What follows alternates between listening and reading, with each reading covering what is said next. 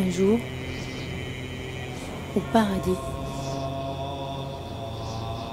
l'archange Raphaël alla voir Dieu, d'un pas pesant, et l'air abattu.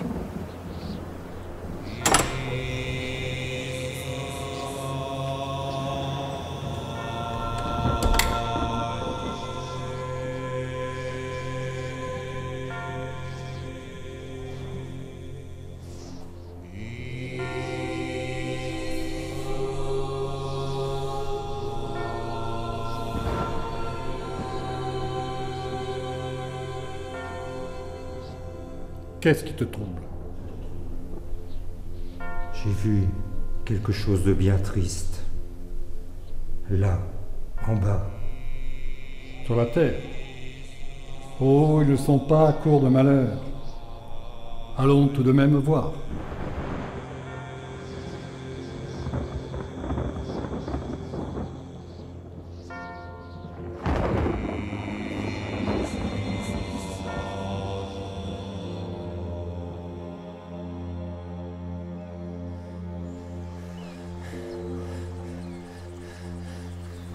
Ramu était d'une extrême maigreur, les bras et les jambes couverts de plaies. À l'approche des habitations, le vieil homme ne plaisait guère.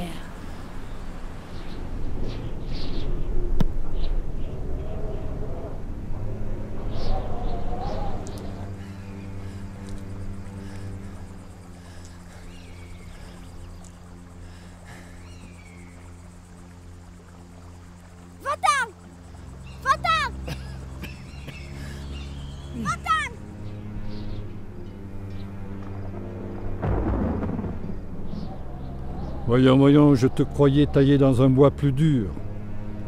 Oui, sans doute. C'est simplement que cet homme me semble résumer à lui seul tout ce qui est toujours allé de travers pour les fils et les filles de la terre. Évidemment, puisque c'est Ramu, et que c'est son travail. Quand il mourra, un autre prendra sa place. C'est une occupation honorable. Peut-être, mais je ne peux supporter de le voir faire.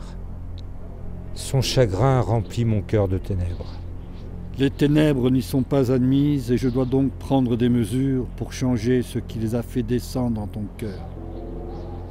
Regarde, par ici, mon bon archange.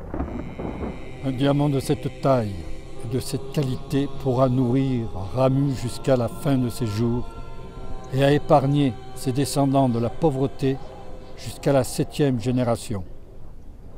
En fait, c'est le plus beau diamant du monde. Voyons un peu.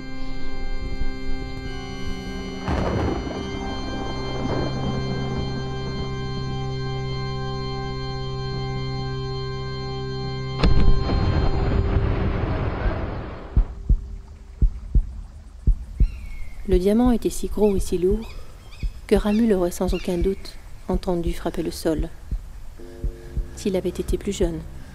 Mais son ouïe avait beaucoup baissé au cours des dernières années. Il avait les poumons, le dos et les reins douloureux. Seule, sa vue était aussi perçante que lorsqu'il avait 20 ans.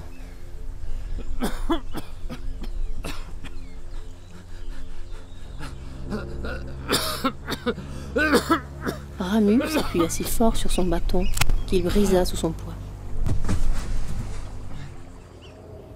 Il resta là, se demandant pourquoi Dieu était aussi cruel. Je suis couvert de plaies. Mon dos est douloureux. Et quand je rentre de l'eau, il y a du sang où il ne devrait pas se trouver. Mon cœur est aussi vide que ma sébille.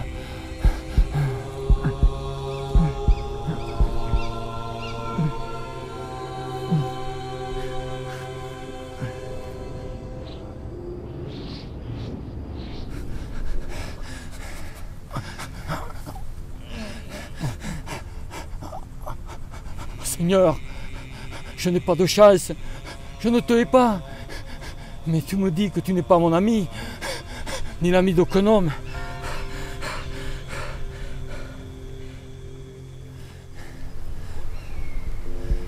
Ma vue est restée perçante. si en plus j'étais aveugle? Pour se prouver cette vérité, Ramu ferma les yeux très fort.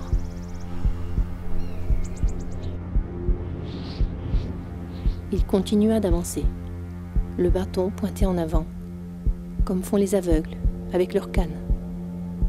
Les ténèbres étaient étouffantes, affreuses, et le désorientaient.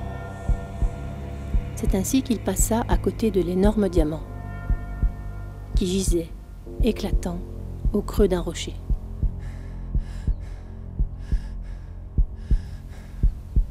Une dizaine de mètres plus loin, Ramu ouvrit de nouveau les yeux.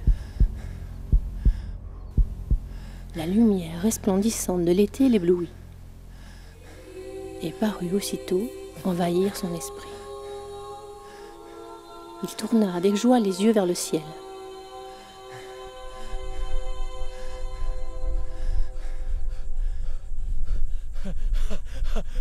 Dieu soit loué de nous avoir donné la vue. Dieu soit loué pour cela au moins. Bien qu'il ne se retournât pas une fois vers le diamant posé sur le sol si près de lui, il oublia un instant ses plaies et son dos douloureux. Il reprit son chemin, laissant le diamant derrière lui.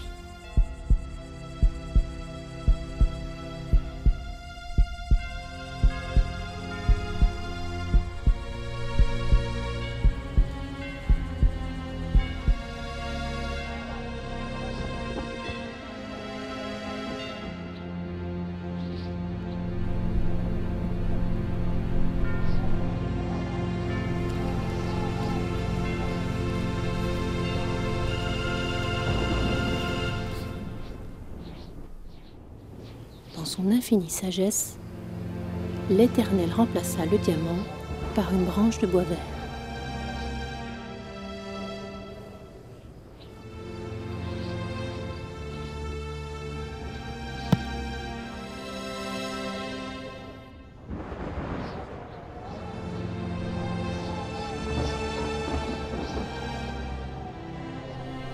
La différence, c'est que notre ami Ramu va trouver la branche qui le servira de bâton pour le reste de sa vie.